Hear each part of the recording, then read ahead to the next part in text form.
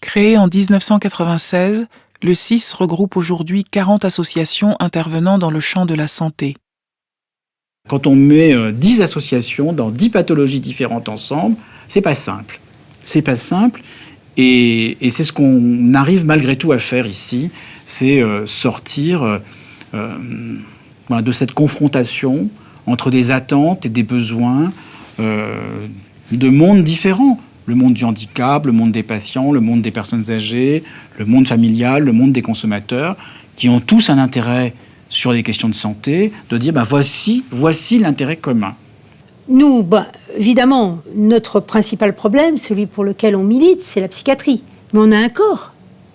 Et c'est très bien d'être à côté de quelqu'un qui défend le problème des diabètes ou du cœur.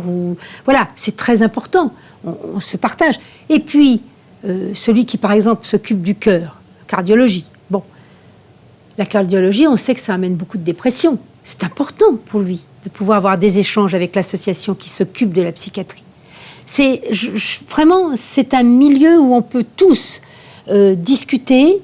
On a des entrées différentes, mais on arrive dans une salle commune qui est la souffrance et comment la société répond à cette souffrance. Et ça, c'est indispensable. Je pense que l'ensemble des pathologies ont des causes communes à défendre. Et ces causes communes, on doit les défendre. Et si une pathologie a une difficulté pour se faire entendre, on doit aller à son secours.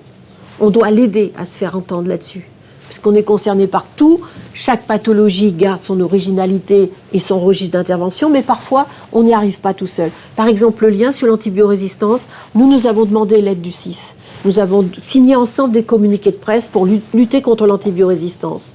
Mais l'antibiorésistance, si on veut bien y réfléchir, elle touche beaucoup d'autres pathologies.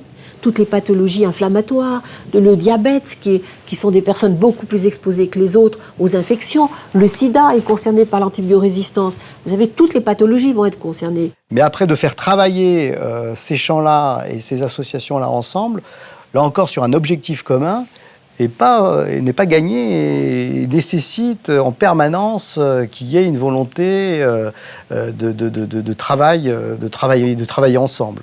Et c'est pour ça que moi je dis toujours le travail collectif, même si aujourd'hui on a 20 ans c'est à la fois beaucoup et pas beaucoup, mais ce n'est jamais gagné. Et qu'il y a toujours des tentations de se rescinder parce que les tensions sont toujours là, parce que le financement ne l'est pas, parce que voilà.